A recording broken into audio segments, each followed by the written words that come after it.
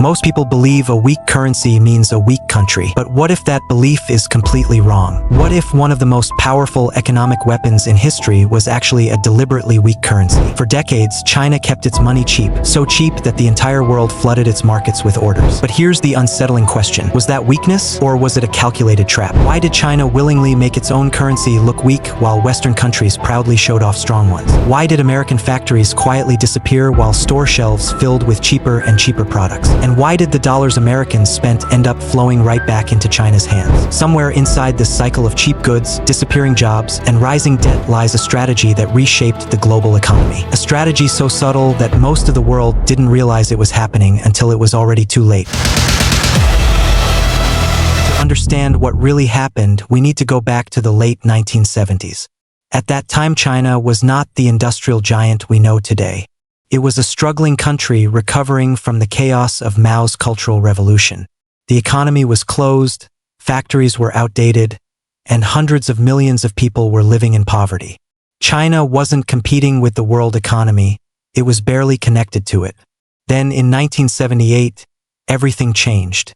A leader named Deng Xiaoping launched a bold set of reforms that opened China to global trade and foreign investment.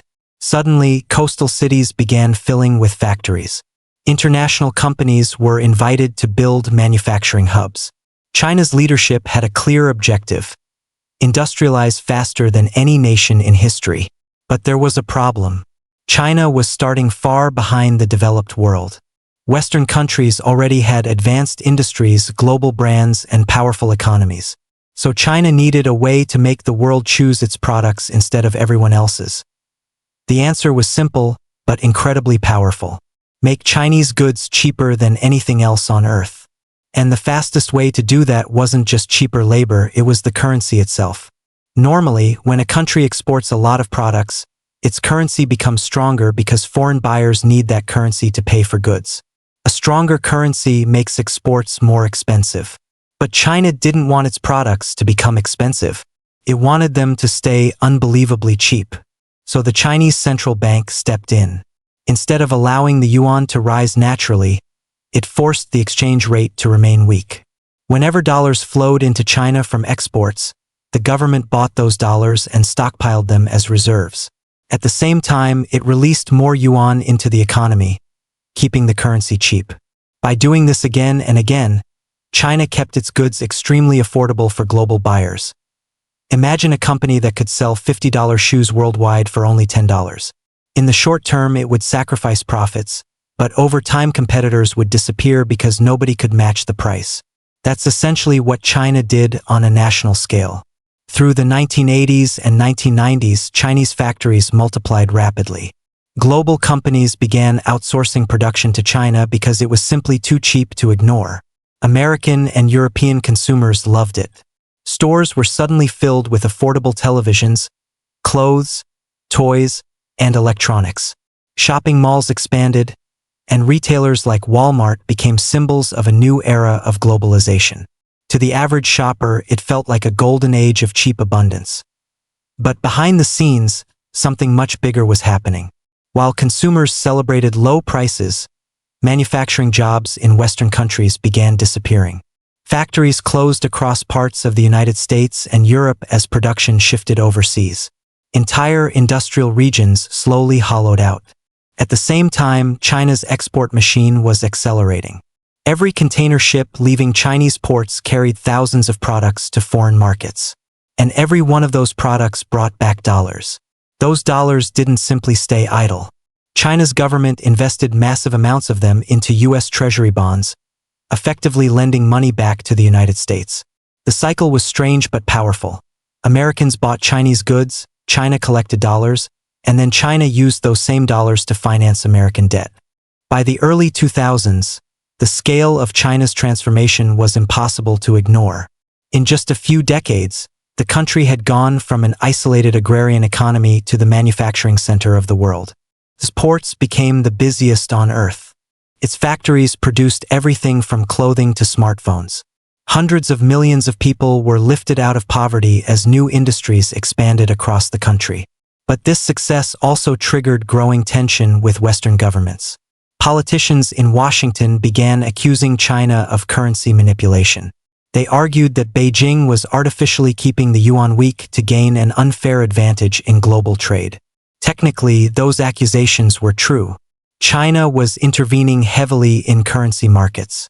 But from Beijing's perspective, this wasn't cheating, it was long-term strategy. While Western economies focused on consumer benefits and short-term growth, China was thinking decades ahead. The cheap currency was not a sign of weakness. It was a deliberate tool to build industrial power. By keeping exports cheap for years, China gained something far more valuable than a strong exchange rate. It gained factories, supply chains, infrastructure, and technological expertise.